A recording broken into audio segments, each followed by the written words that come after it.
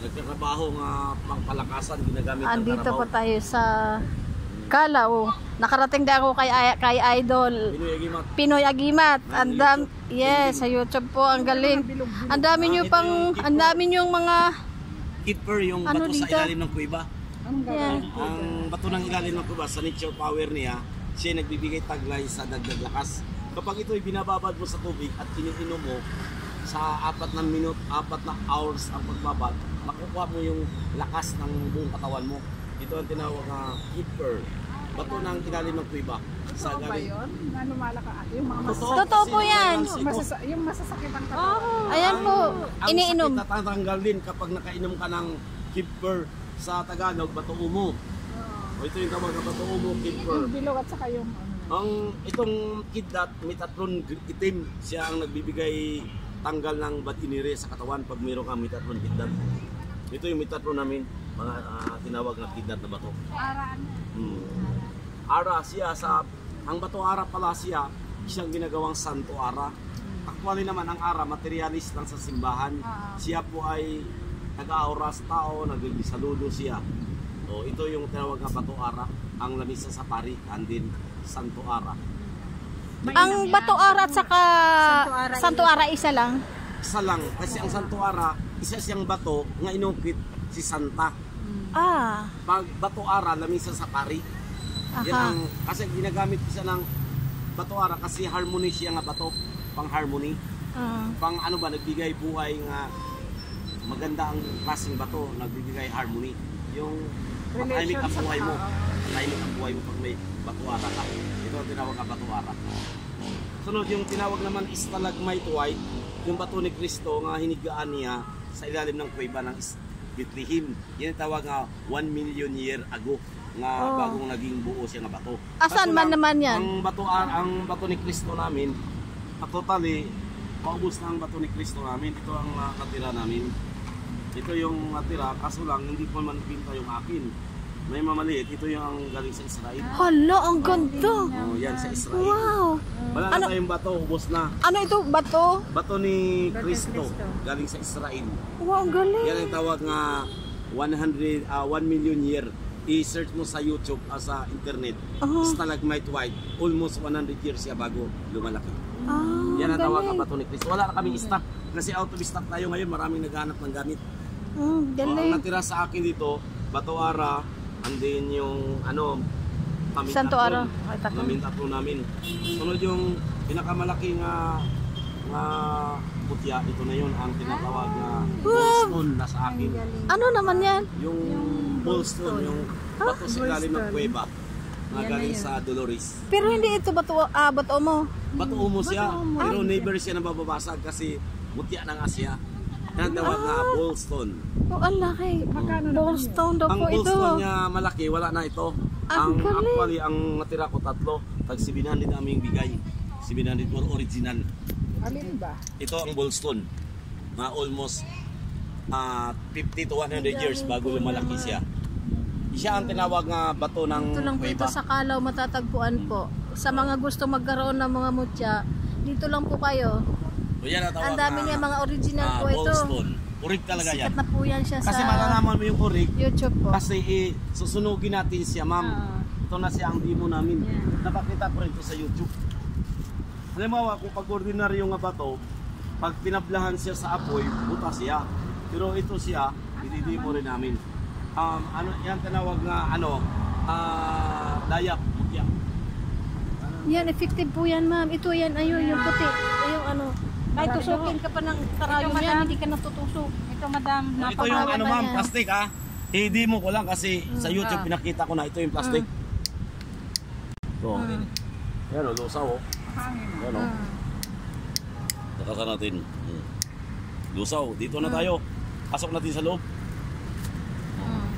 Yan, walang trick siya kasi ginagawa lang natin ang akto. Yan o. Ipitin natin siya. Yan na. Ngayon, titikita natin ang apoy kung tingnan natin kung malusaw. Hindi ho malulusaw yan. Bato eh. Hindi, nakatikit ang plastic. Hindi po nalulusaw ang plastic po niyan. Hindi po malulusaw kahit po tanggalin ninyo ano yan. Kahit po yan. Wala. Ngayon, So, tatablan. minamaso siya. by ano yung hammer. 25 kilos ang hammer, hindi nabasag. Kasi pinakita na namin sa YouTube to. Almost 10 years ago na ito nagamit. Viral po siya sa YouTube. Kaya binisita Matagal na to. namin siya. Dinadayo rin ako ng tao. Pumunta na dito talaga ako Hindi nasisira yung Walang plastic. basag. Walang butas. Binisita ko yung pwesto niya dito po sa Maliit Calao. ang vista ko dito. Sa pero mga matagal gusto ako pong dito, magkaroon almost ng 10 years. ganitong mga klaseng mutya po. Dito lang po kayo sa Calao, kanto ng lang yan. dito Hindi, ang bato, Ito ng Calao, halo siya Bulacau. Jollibee. malapit sa Jollibee po, may kanto ng Jollibee. Ito yung mga kidlat. O, siya po Ito sa na mga yung sa gusto panggagamot, magkaroon ng mga pinaramdaman mutya kang po. sakit. Didi kita, sampulan, walang bayad. Ito, tutok ko lang 2 minuto ang aking gamit. Tatanungin kita kung natanggal wala. Walang bayad. Kung may naramdaman ka, kasi ididi mo ko to, ang aking gamit. Yeah, Yan, magaling po siya. Maganda yan, ma'am. Kung may naramdaman ka, sabihin mo sa akin. Saan banda? Balakang ko, saka yung head ko. Sakit Maganda ang ulo yan mo ma'am, maniwala ka ma'am. Ito. Kasi, Sakit? Oo. Sige, talikod. Ituro mo ito one po, finger. actual po ng panggagamot ng Saan? Ituro aking mo, ganun idol. mo. Huwag mo iwalay. Turo.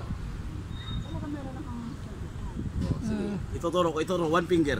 Ituro mo, huwag mo iwalay. Actual po ng panggagamot ng idol. Kung One finger, one kung- finger. Yan. Kung saan nyo po yung masakit. Okay, yan alis. po. Ito? Asan ba? Ito? Okay. Okay, sige. 2 minuto. Time. Aalis ang kamay, ma'am.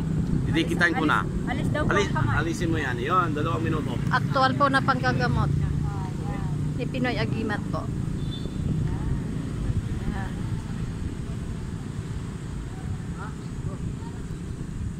Time nyo, 2 minuto lang to.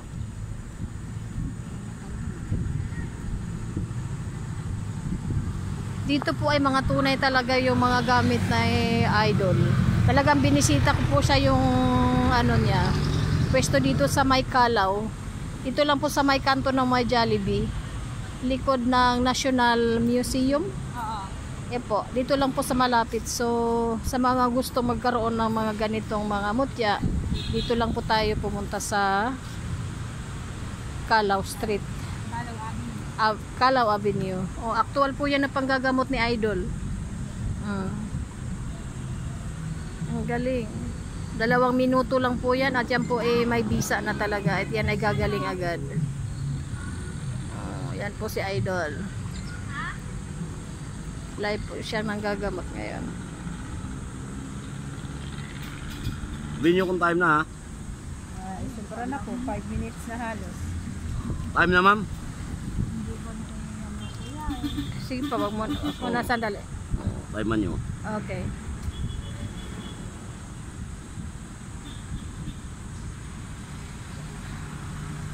Okay, tama na. Okay, ipagalaw, ma'am.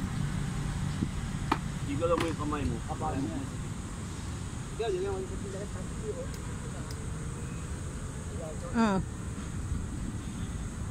Alam ko matanggal. Pero ako dun pa rin yung dito. Saan banda? Yung sa gilid, ang hindi nadidikitan. yan. Pero yung nadikitan ko natanggal. Ha? Mabisa po yan. Oh, mabisa po talaga Didikitan yan. yan yung gamit namin Sugan. natatanggal talaga. Basta sa tamang Usog. proseso lang. Kasi yung gamit namin, almost 10 years ago na yan. Oo, matagal na po siya sa ganitong. Almost 10 years na yung gamit namin. Nagpapagaling sa tao. Oh, yun ang gamit namin. Ito yung tawag na kidlat na itim. Ha? Oh. Magnetic yan, Idol? Magnetic, ipapakita ko, magnetic siya. Ito na yung magnet namin.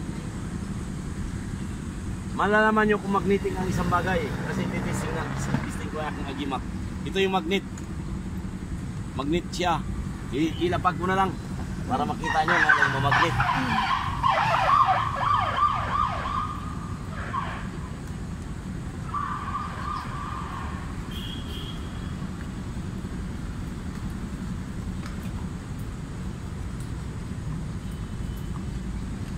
Magnet siya. Oo, Nagmamagnet. Hindi ko igalaw yan siya. Nagmamagnet siya. Kahit ganun ko siya. Gilid. Oo nga, nagalaw siya.